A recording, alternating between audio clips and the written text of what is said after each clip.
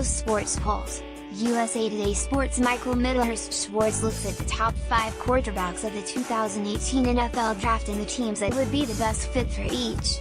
USA Today Sports correction/clarification.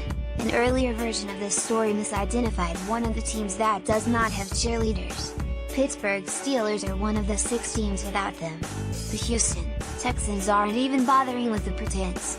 On their website is a photo gallery of the finalists from last weekend's cheerleader tryouts, and visitors are encouraged to vote for their favorites. Are these action shots of the women that highlight their athletic ability or dance skills? Do they include a list of their qualifications? Of course not. They're headshots. Sorry. Head and chest shots. Close-up ones, at that. They're better to ogle, you know. Cheerleaders from 2 NFL teams have filed gender discrimination complaints in the past month, detailing the demeaning ways in which they were treated. Restrictions on what they can and can't post on social media. Rules that prohibit contact with players, and put the onus on the women to avoid it. Dress codes. Is it any wonder?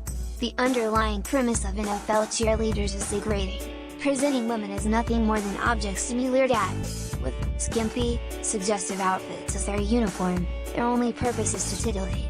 More, NFL Mock Draft 2018, Josh Allen, Baker Mayfield could be biggest QB dominoes. More, NFL Draft 2018 sleepers, Richmond QB Kyle Wallet among prospects who could provide value. It's always been an appalling message to send, and in this #MeToo era, there's no longer any place for it.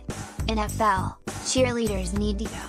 NBA dance squads and NHL ice girls while we're at it, too. This is not a criticism of cheerleading overall. In some forms, it very much is an athletic endeavor, a hybrid of acrobatics and gymnastics. The International Olympic Committee has even recognized cheerleading as a sport and it could someday make an appearance in the Games. Proponents will say that most women who are NFL cheerleaders are professionally trained dancers who just want the opportunity to do what they love. That they play an important role in maintaining the team's positive image with promotional appearances and community service. All of which is true. I was always out in the community, said Kristen Ann Ware, a former Miami Dolphins cheerleader who's filed a complaint with the Florida Commission on Human Relations alleging that she was discriminated against for talking about her faith and bullied after saying she was a virgin. If you take away the cheerleaders, you take away the glue. You take away the puzzle piece that brings football to life. But that isn't the real reason. 26 of the 32 NFL teams have cheerleaders, and everybody knows it. They're there to be eye candy, blow-up dolls come to life. Why else when the Dallas Cowboys mandate that women wear sports bras and hot pants for tryouts, no tank tops or bike shorts, and include personal appearance and figure as criteria on which they are judged? The Bengals, who once generously granted a 3-pound leniency weight, now say that fitness is very important. You must be in good physical condition and proportion for your height, whatever that means. And, of course, almost every team with cheerleaders has its own swimsuit calendar, and many news media outlets, including USA Today Sports, publish cheerleader photos to generate their interest. When you're on the NFL team as a cheerleader, it's like they have a sense of control over you, Ware said. It does teach women that your life doesn't matter. We're told from day one that all they need is a pretty girl in a uniform.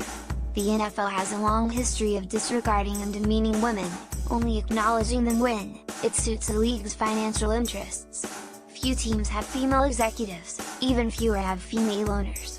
Despite efforts at the league level to address domestic violence, owners mostly ignore it, disciplining or cutting players only when there's a public outcry. The objectification of cheerleaders is yet one more example. Some owners understand that, of the 32 teams, there are 6, the Chicago Bears, Buffalo Bills, Cleveland Browns, New York Giants, Pittsburgh Steelers and Green Bay Packers, that don't have cheerleaders. The Los Angeles Rams just added 2 men to their squad.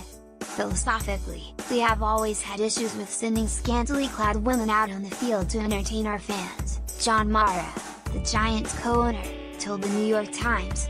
Good for Mara for speaking out. Too bad he said that 8 years ago, and the rest of the league has not caught on. Follow USA Today Sports columnist Nancy Armour on Twitter @Armour.